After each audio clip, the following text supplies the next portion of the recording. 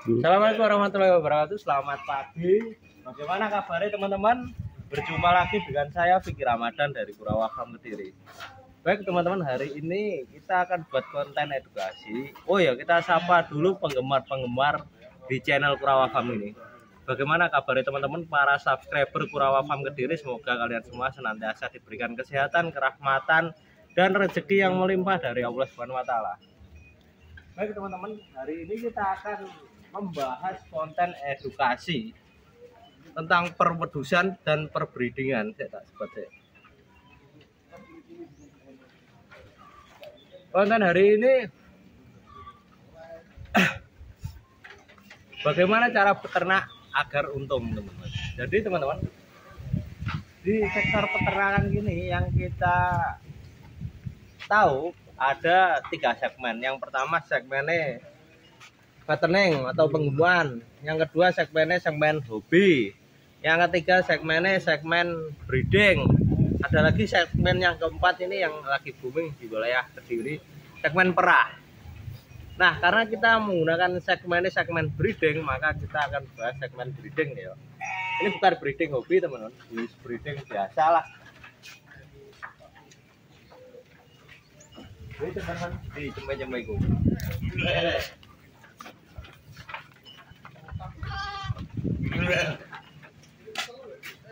Jadi peternaknya bisa jadi merugikan teman-teman.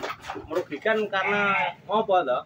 Karena biasanya teman-teman yang mungkin petani-petani ya, yang masih baru mulai beternak itu kalau bisa ngingoni ini wedhus.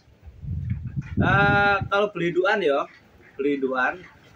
Misalnya indukan cross texel harganya 2.300.000. Nah, kapan kita bisa mengakui laba atau bati dari indukan tersebut? Jikalau cempe ini sudah beranak teman-teman, sudah beranak dan sudah sampai seperti ini berarti ini para peternak. Saya sendirian juga peternak, saya juga mengakui bahwa cempe-cempe saya ini sebagai laba atau untung. Karena jikalau jenengan beternak dari peternakan segmen breeding mengharapkan keuntungan 3 bulan bisa langsung untung, sulit sekali teman-teman sebenarnya.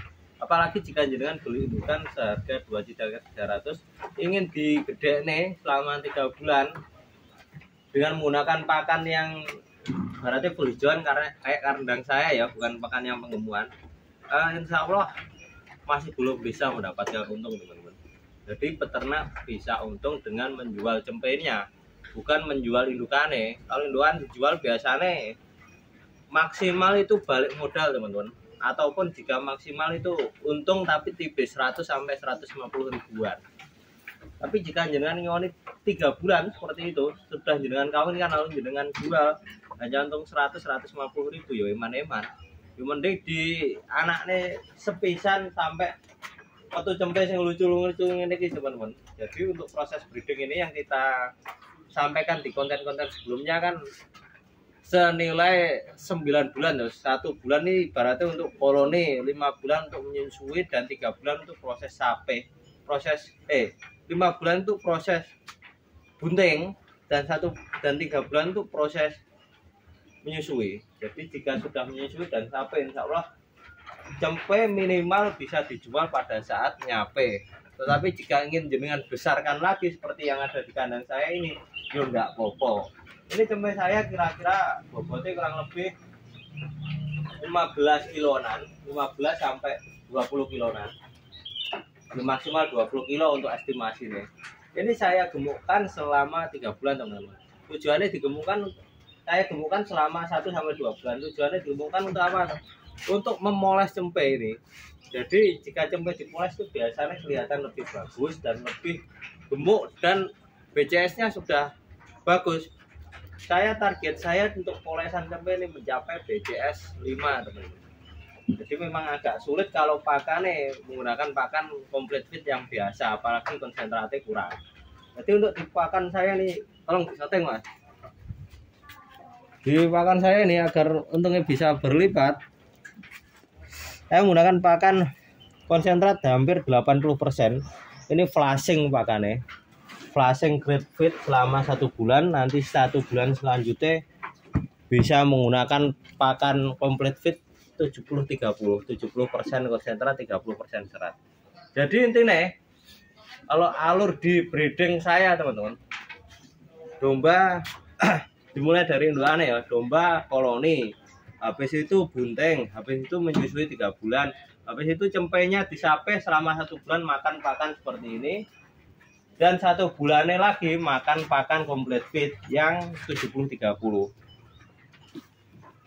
Karena nyamuk ini kemarin sebenarnya ada beberapa yang belum lepas sape, tak paksa sape karena saya sendiri nggak kuat untuk melakukan flashing ke indukannya.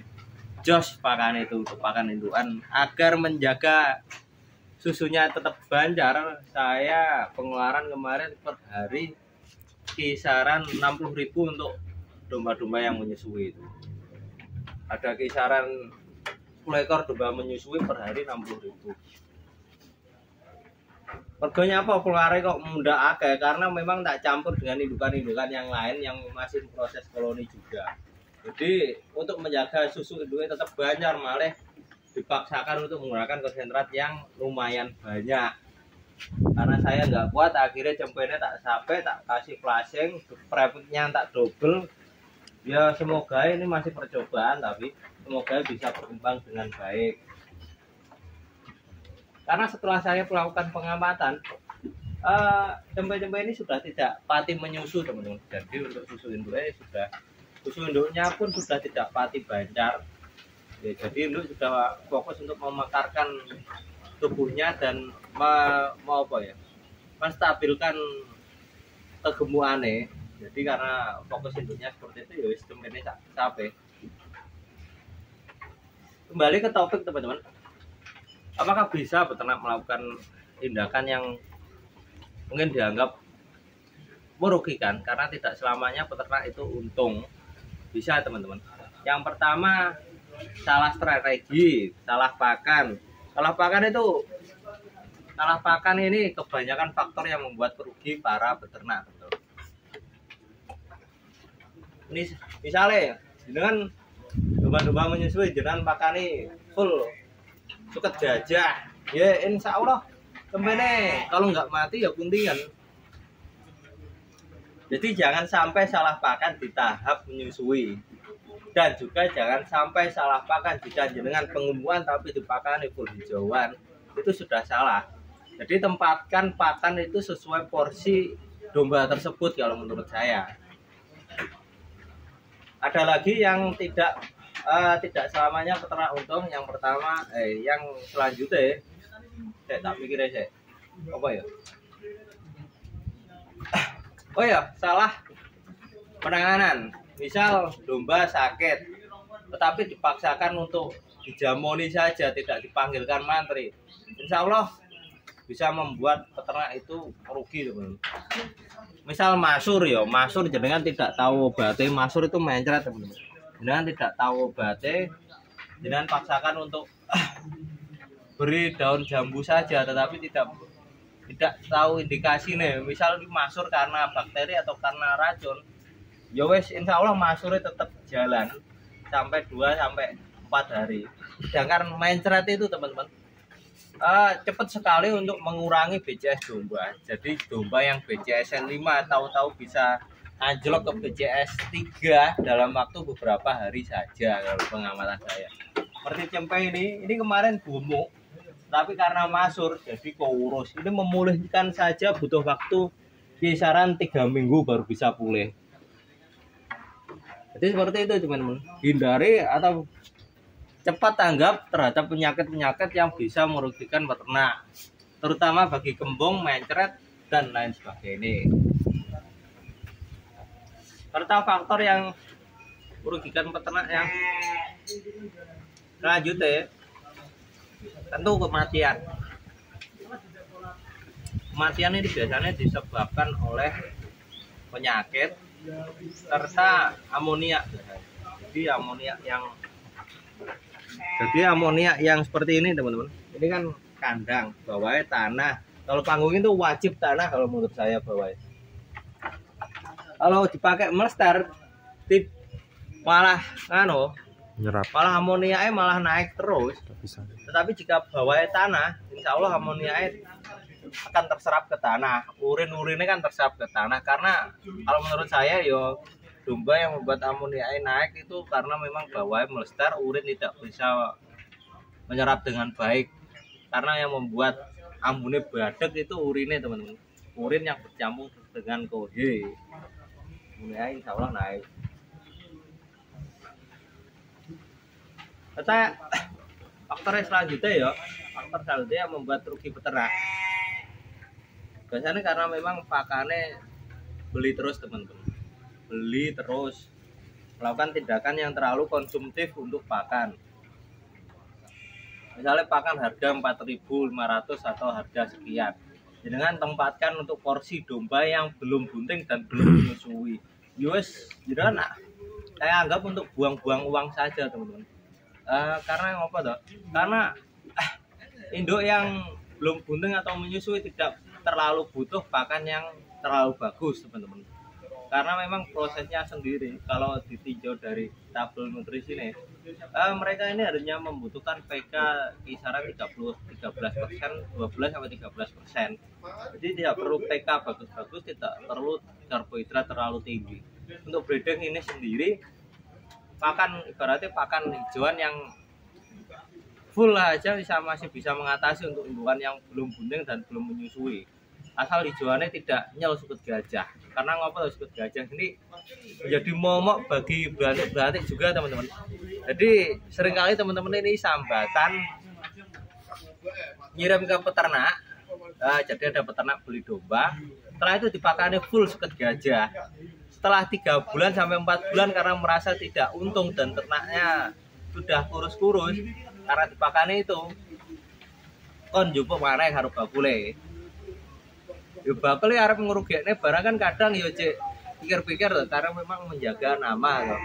Menjaga apa ya jaga genderone lah yo malah bakule kadang ya rugi karena hal-hal tersebut karena kesalahan yang dilakukan oleh peternak. Kemarin saya ditawari buntingan seharga piro ya? 1.400.000-an, sudah besar-besar domba deh. Tapi jerangkong nggak saya ambil. Karena memang bakul ini sambatannya ke saya karena peternak itu pakannya full sukut gajah. Ada gajah yang ngarit. Yo ternaknya mudah kurus. Sedangkan dulu nih akad belinya ini domba ini digunakan untuk penggemukan, tapi pakannya malah salah.